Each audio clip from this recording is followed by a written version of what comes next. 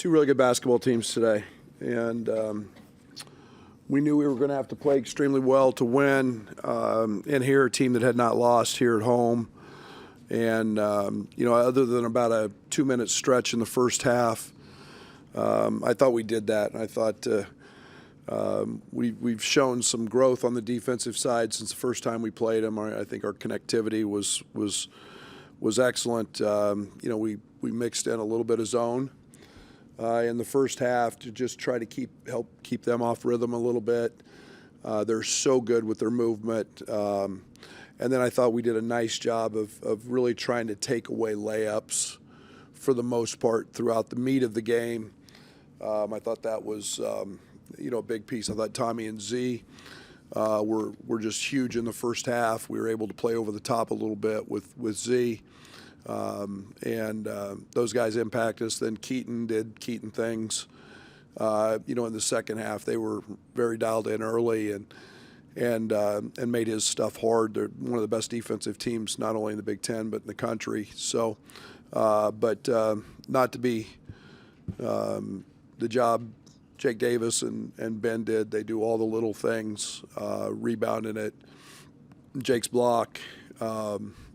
Ben's block. I mean, just a lot of little things. So just a good team win and beat a heck of a ball team today. Brad, that double usage lineup, what did they give you in that first half? What would that mean just the rest of the time? Yeah, I mean, it gives us some opportunities to really space it, but it also gives us the opportunity to play above people and over the top and we were really big. I think one time we had David out there and playing the point with maybe Ben at the 2, Merck and those two. So you throw a bunch of 6'9" to 7'2" guys out there, it gives us a chance to do that. But Merck gives us that luxury because of his ball handling and his passing. But Merck threw a heck of a pass to him over the top of Burke for the one lob. But and then defensively we get protecting the rim pretty good with both those guys in there.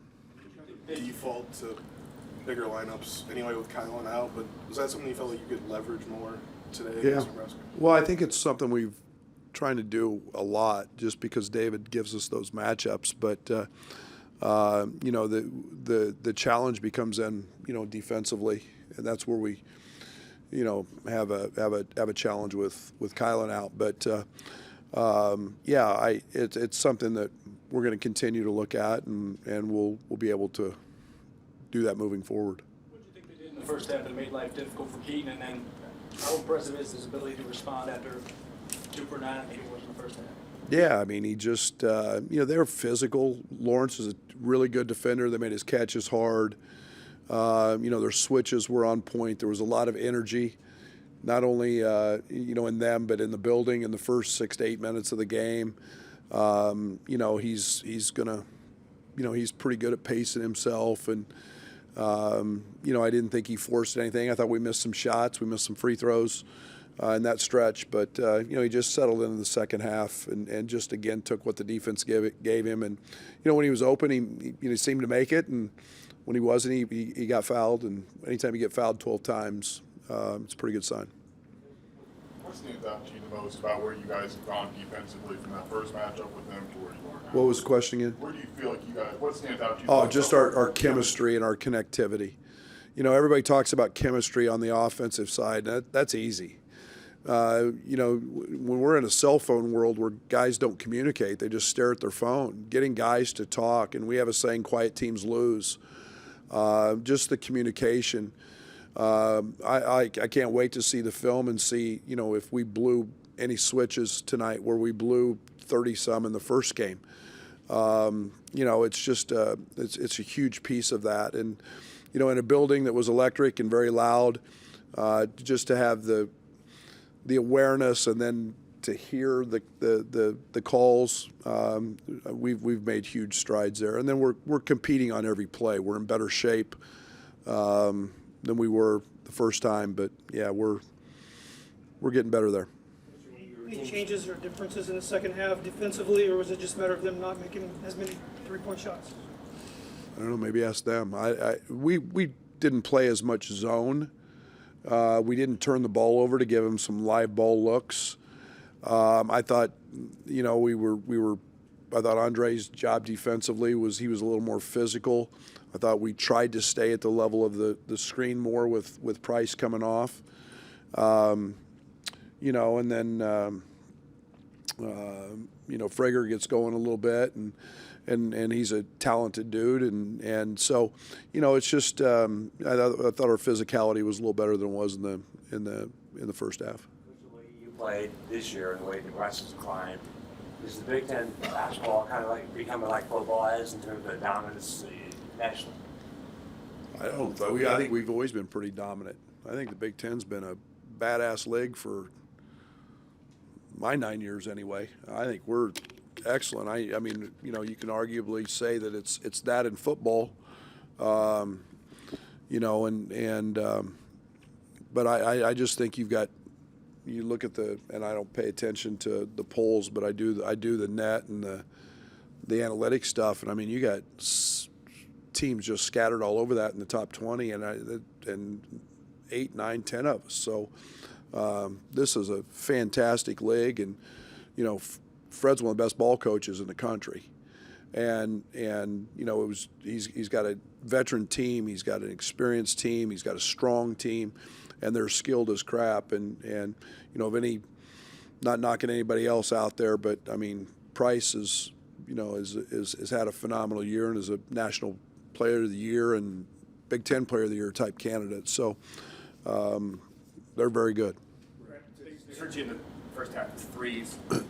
Well, you mentioned that was kind of one of your thought processes. So they had to shoot 10 more threes than they did on the game back in Champaign. I'm curious if that's something that you did specifically for this game, or has this been kind of a theme all year with you guys giving up more 3 attempts than in previous years? No, we're giving up more because we're trying not to give up as many twos and as many layups. Those are 100% shots. And, you know, a really good three-point shooter is going to shoot 35 or 36%. You know, you get one that's unique like Price, and he's going to make 40. So we just didn't give up the layups. I think we got outscored 21 in the first half from 3, if I'm not mistaken. Don't quote me on that for sure, but I think that's what it was. So we're going to give up some threes, but we're going to count on, you know, not giving up twos and not giving up the 100% shots as much, and we did that in the first game. Brady mentioned that 2 wins in top 10 opponents, and then the last 1 week. What does your team prove to you? What are they showing to you? Yeah, and they've both been on the road. I think we're resilient. I think we're holding our poise. I think our purpose has been growing. I think our connectivity has been growing. You know, and you know, I think that we've been playing offense at a pretty good clip, and it's been different things. It's, you know, tonight we didn't shoot the ball great, and you know, so we got layups, we got to the foul line, but you only win on the road if you can guard at a certain level and rebound at a certain level, and I think that's the one thing we've been able to do, at least in those last couple. You mentioned the blocks by Jake and Ben in the second half. How have they maybe grown into kind of that snuff out a fast break type of shot blocker? Yeah, and I wish you could see them in practice because it's their voice. You know, talking brings energy, and they talk constantly. I mean, Jake never shuts up. Ben's the same way. They're talking about the game. They're talking about practice. They're talking about the play, whatever it is, and that brings energy and it brings involvement. And now they're both veterans. They're smart. They've seen just about everything. They're dialed into the scouting report, and there's a want to. They know to stay on the court. We've got a guard, and you know, I thought the only dumb play Jake made tonight was the foul on Sam late, but they're unbelievable in their roles. Both those guys, whether it's a block shot or a, you know, people forget Jake's 6'6" and Ben's 6'10". Two more. What you just described attribute to 6-0 in true road games, or is there something special about this team that allows you guys to? I don't know. We'll figure that out at the end. I think we got some toughness. I think we've got some connectivity, and I don't look. It's every game for its own identity, and we've got to solve different problems. I think this team has tremendous problem-solving ability. I think our basketball IQ is pretty high, and I think our toughness is growing, and I think we've got a little of that, but I think we've got still some room to improve. This last one.